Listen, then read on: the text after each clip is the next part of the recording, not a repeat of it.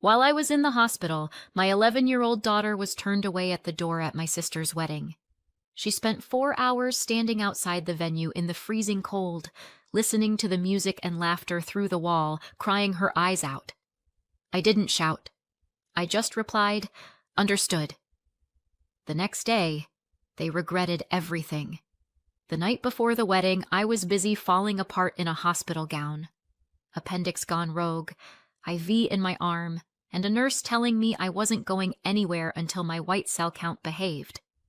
I remember laughing, half pain, half disbelief, because Chelsea's wedding was the next morning, and of course my organs would choose that exact day to protest adulthood.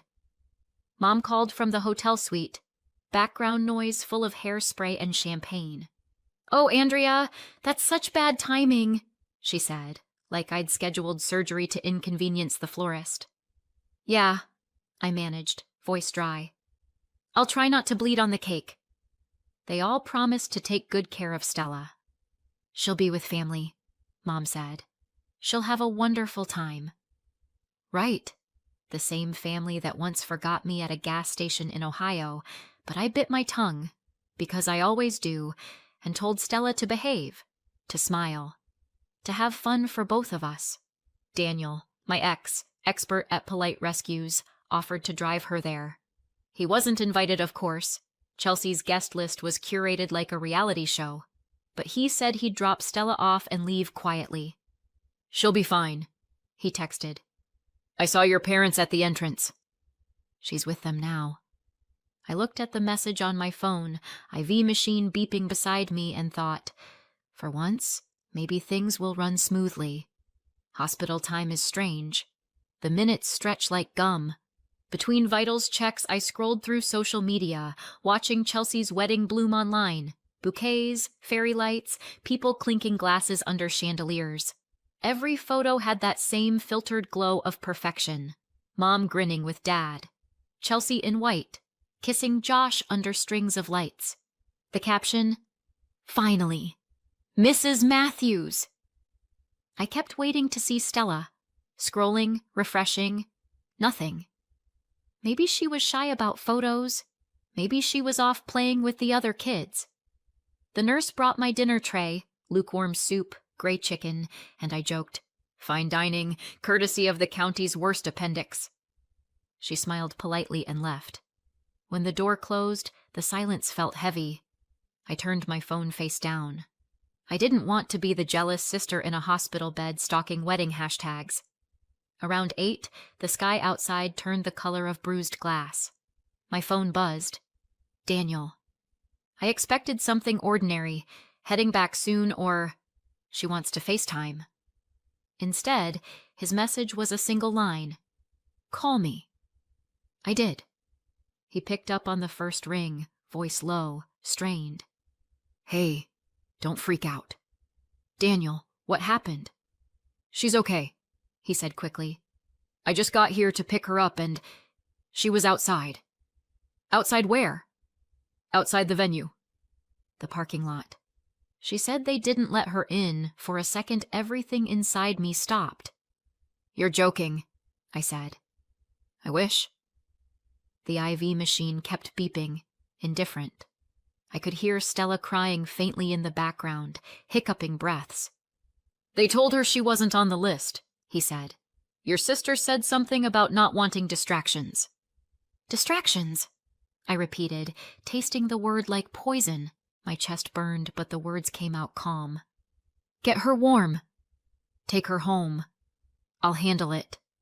"Handle what?" "Everything." When I hung up, my hands were shaking so badly I almost dropped the phone. I stared at the wall clock. 4 hours. 4 hours my daughter had been standing outside while they danced and toasted and took pictures under fairy lights. 4 hours pretending she'd be noticed. I opened the family group chat. My fingers hovered over the keyboard. What could I even say? "Hey, great party. Small question. Why did you exile my child?" I called Chelsea instead. She answered on the second ring, voice bright and tipsy. "Andrea, how are you feeling?" "Why didn't you let Stella in?" I asked. No preamble. No small talk. A pause. Then a laugh that didn't reach her voice. "Oh my God, Daniel told you?" "We just thought, since you couldn't come, it might be confusing for her." "Confusing?" "She didn't fit the vibe," she said, lowering her voice like she was sharing a secret. "It was supposed to be adults only." "She's 11. "Exactly." Somewhere behind her, I heard Mom's voice. "Don't be a drama queen, Andrea." My throat tightened. "You left her outside." "In 30-degree weather, we thought Daniel would come back sooner," Mom said, grabbing the phone, her words slurring slightly with champagne. "She's fine." "You're making it sound awful." "It is awful." "Don't do this tonight," Mom snapped. "You'll ruin everything." Then the line went dead. I stared at my reflection in the dark hospital window. Pale face, hollow eyes, IV line trailing from my arm like punctuation. I looked like the ghost of every argument I'd never had with them. The nurse popped her head in. "Everything okay?" "Family," I said. "The best medicine for insomnia." She smiled sympathetically, not understanding, and left again. I tried calling back, straight to voicemail. Texted, "You need to explain what happened." No response. I sent another. "She was outside for 4 hours." Nothing. Somewhere down the hall, a patient started crying. The sound echoed through the vents, thin and endless. Midnight. I was still awake, scrolling through the photos again. Chelsea on the dance floor, my parents laughing, guests holding sparklers. Every image like a taunt. No one noticed the missing girl in the parking lot. No one cared enough to look. I opened Daniel's last text. "She's asleep. Don't worry. She's safe now." The relief in that message was the only thing keeping me from ripping out my IV and walking out of the hospital. I whispered to the empty room, "You're safe now, baby," like saying it could erase the rest of the night. Around 1 a.m., my phone buzzed again. Another photo from the family chat. Chelsea and Josh at the cake table, faces glowing, captioned, "Perfect day." I laughed then, a sharp, broken sound that startled even me. Perfect day. Sure. For everyone but the kid they left outside. I sat up, turned on the light, opened the hospital's Wi-Fi login, and started drafting a message I'd never send. To Mom, to Dad, to Chelsea. Every sentence began with the same word. How? How do you look at a child and decide she doesn't belong? How do you call yourself family after that? The monitor beeped steadily beside me, a metronome for fury. I didn't shout. I didn't cry anymore. I just whispered the word that had become a promise. Understood. The nurse came by at dawn to check my vitals. "Rough night?" she asked. "Enlightening," I said. She didn't ask what I meant. Outside, the sky was bruised with early light. Somewhere, music from the wedding still looped in my head. Muffled laughter, clinking glasses, the door that never opened for my child. Tomorrow I'd be discharged. Tomorrow they'd learn what it felt like to be shut out. And I meant every syllable of it. It wasn't the first time they'd decided who belonged and who didn't. I learned that trick early, how to smile when it stung, how to nod when I was being erased in real time. My parents got married because of me, though no one ever said it like that. They called it getting serious. What they meant was, Mom got pregnant at 21, Dad looked trapped for a summer, and suddenly there was a wedding with carnations and forced optimism. Then 4 years later, they had Chelsea, their real beginning. The proper child, as Dad once joked at Thanksgiving after too many beers. I laughed because that's what you do when you're the accident in the room. Chelsea was born into softness. By then they had savings, matching towels, a mortgage that didn't squeak every time you shut the door. I came before all that, when life was messy and cheap, and they never let me forget it. If she spilled juice, Mom sighed. If I spilled juice, it was a pattern of carelessness. It wasn't hatred. It was subtler, like gravity, always pulling toward her. By middle school, I'd figured out my only way out: grades. I worked like oxygen depended on it. If I couldn't be the favorite, I'd be the one they bragged about to their friends. Chelsea floated through her childhood while I sweated through mine, and still, when she so much as sneezed, the house moved. I left for college on a scholarship, 4 states away, and felt my lungs expand for the first time. Freedom smelled like student laundry detergent and cheap coffee. I majored in computer science because it sounded practical. Mom said it sounded cold. She wanted something feminine. Chelsea later majored in French literature, and they called it brave. I built a life that ran on logic: job, apartment, 401k. Chelsea built a life that ran on everyone else. She went from one temp job to another, always talking about her creative spirit. My parents funded her internships, her travel, her new car when the old one was bad energy. When I got married to Daniel, they sent a card. When Chelsea got engaged to Josh, they sent money. A lot of it. Still, I tried to be the good daughter, the reliable one. When Dad's back gave out, I paid part of their medical bills without being asked. When Mom's roof leaked, I transferred money before she even told me the estimate. I thought it was kindness. Looking back, it was auditioning for love. Then came the line that stuck in my teeth. We were all sitting in Mom's kitchen, planning the wedding. Or rather, Chelsea was planning and we were financing. She talked about florals and signature cocktails. Mom nodded like it was the moon landing. I offered to help with spreadsheets, budgeting, something practical. Mom smiled and said, "Oh, sweetie, you've done enough." "You're so responsible. We're just so happy to finally have grandchildren soon. Finally." As if Stella didn't exist. I remember setting down my coffee, feeling the slow burn crawl up my neck. "You do have a grandchild," I said. Mom blinked.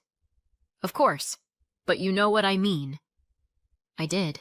Guilt made me generous. It always does. When Chelsea hinted that her wedding budget was tight, I offered to cover a few things.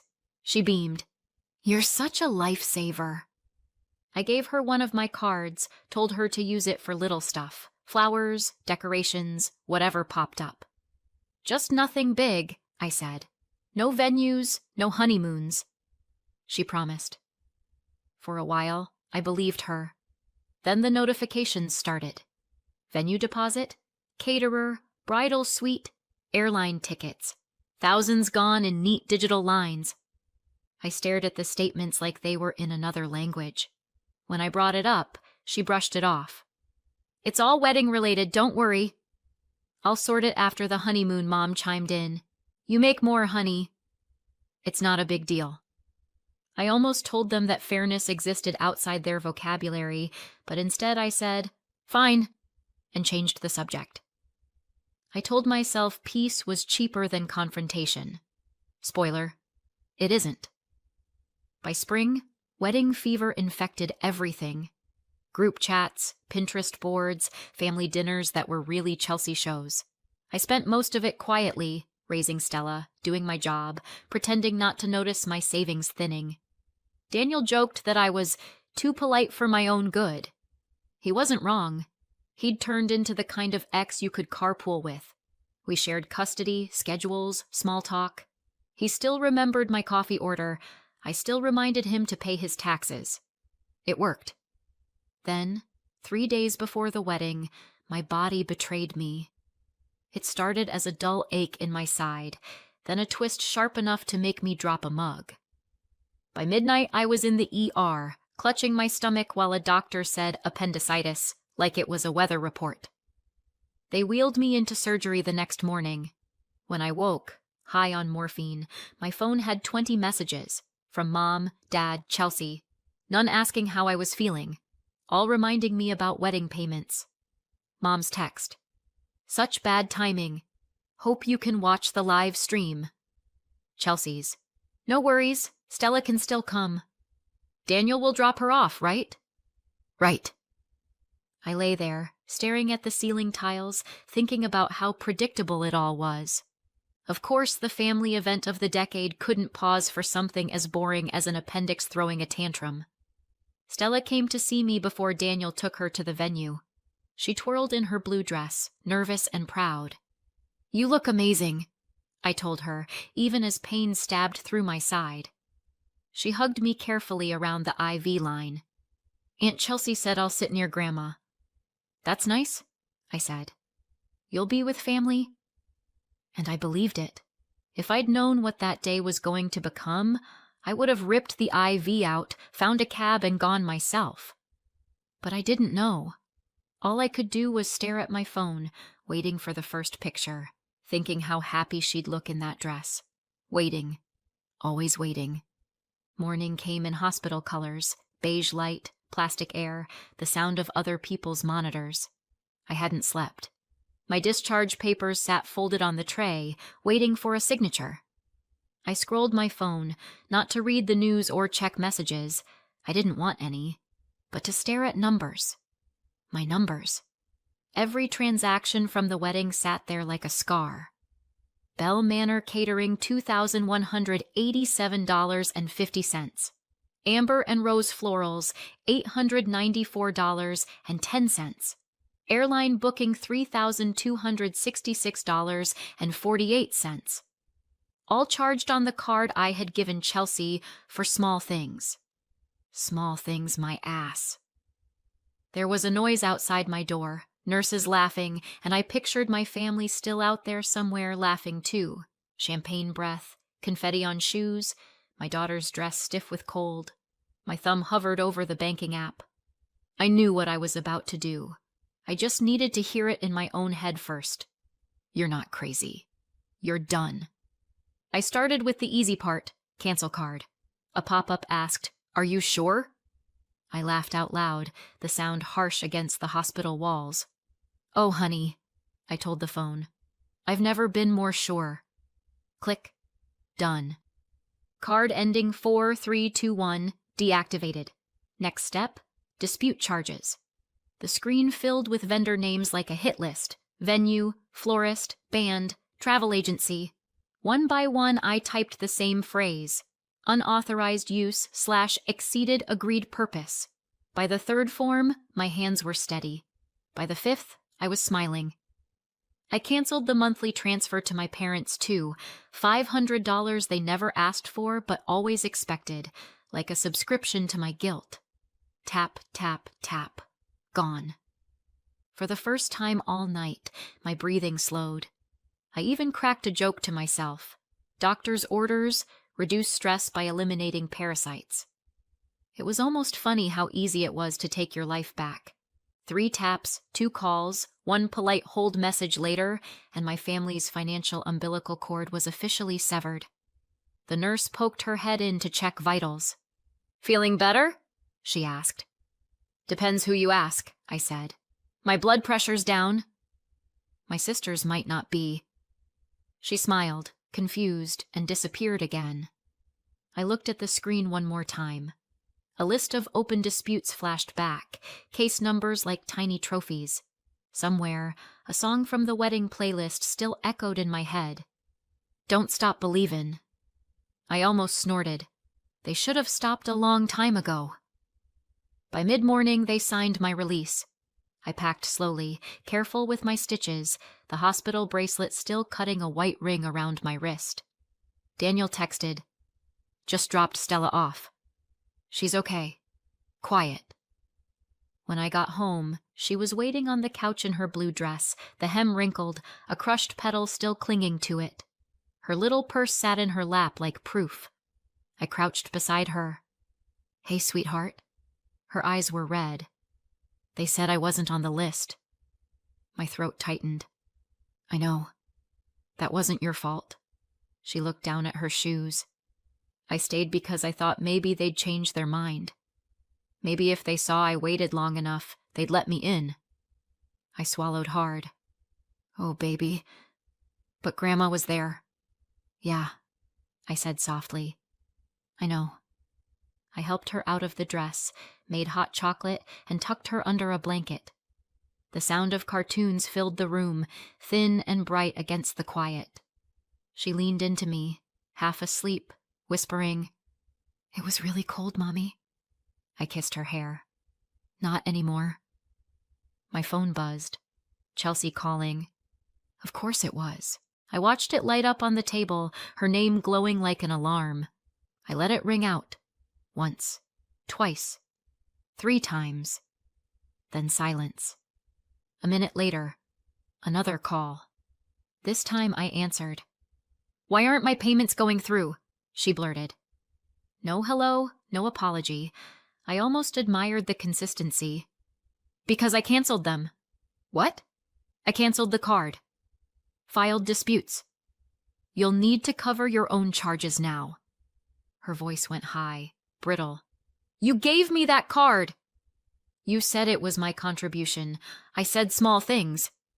"You spent $10,000. It was all for the wedding. You can't just—" "Actually, I can." There was a pause, then a noise that might have been a sob or a shriek. "You're unbelievable." "Thank you," I said. "Finally, we agree on something." She started to rant, something about vendors and deposits and how she'd be in trouble.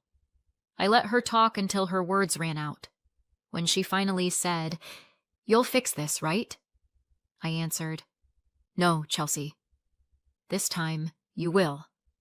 And I hung up. For a few blessed hours, there was quiet.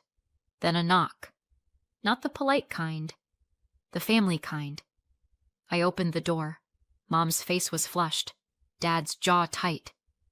"What the hell did you do, Andrea?" Mom demanded. "Chelsea's in tears." "You canceled everything? Are you insane?" I leaned against the frame. "Takes one to know one." Dad stepped in like he owned the place. "This isn't funny. You've humiliated your sister. She humiliated herself when she told an 11-year-old she wasn't on the list." Mom stiffened. "That's not how it happened." "Oh? Did she throw confetti first?" "She was trying to keep the ceremony small," Mom said, hands slicing the air. "The planner said no children, and Chelsea agreed. We told the usher not to admit anyone under 12. "Except you forgot to tell the child who'd already been invited," I shot back. Mom winced. "She arrived with Daniel before we could explain. He just dropped her and left. What were we supposed to do?" "Let her in." Dad's voice rose. "She was in tears." "Do you think we enjoyed that? We thought she'd call you or go home. We didn't think she'd just stand there."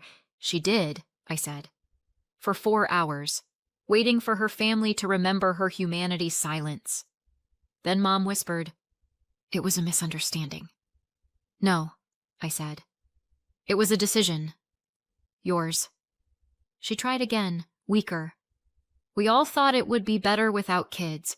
Less distraction, more elegant." "Then it can be elegant without my money, too." Dad glared. "You can't just cut us off." "Chelsea's ruined. The vendors, not my problem." "Be reasonable," he pleaded. "What about the mortgage?" "You said—" "I said I'd help while you were decent people. Turns out that expired mom stared at me like she'd never seen me before." "You're serious." "I'm done," I told her. "No more cards, no more transfers, no more pretending we're family." For a long moment, no one spoke. Then Dad exhaled through his nose, a sound like surrender. "Fine," he said quietly. "Have it your way." "I already do," I answered, and closed the door. The lock clicked. Their footsteps crunched on the gravel, retreating. Inside, the house finally felt mine. A week passed before I heard anything. Long enough for the adrenaline to fade. Not long enough for the phone to stop buzzing. At first it was quiet. Too quiet. Then the whispers started. A coworker asked if I was doing okay. A cousin liked one of my old posts and left a comment that felt like a dig. Family should be sacred. That's how I found out there was a story going around. Apparently, I'd sabotaged Chelsea's wedding because I was jealous. Couldn't stand that my little sister got the spotlight.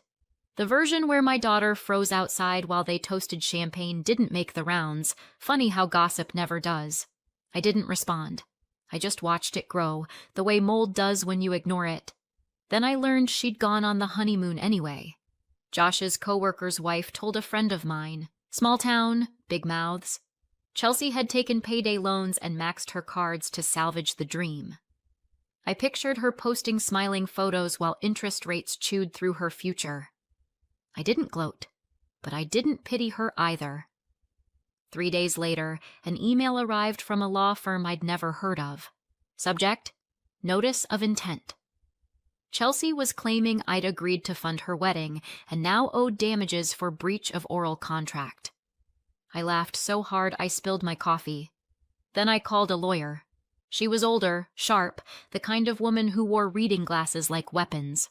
After 10 minutes of scanning the paperwork, she looked up. "They have nothing," she said. "No written agreement, no signatures. The money was on your account, and you revoked authorization legally. Let them file. A judge will throw it out." "That's it?" I asked. "That's it. And if they keep harassing you, we'll send a cease and desist." I thanked her, walked out lighter than I'd felt in months, and promised myself I'd never spend another dime cleaning up their chaos. By Friday, the smear had started to unravel. Someone, probably a guest, posted a photo that hadn't made the album. Stella, small and stiff in her blue dress, standing outside the venue doors. The caption: "She waited." The comments turned fast. Suddenly, everyone had an opinion about cruelty and class. Messages flooded in. "We didn't know, Andrea. That's unforgivable." I didn't reply to those either.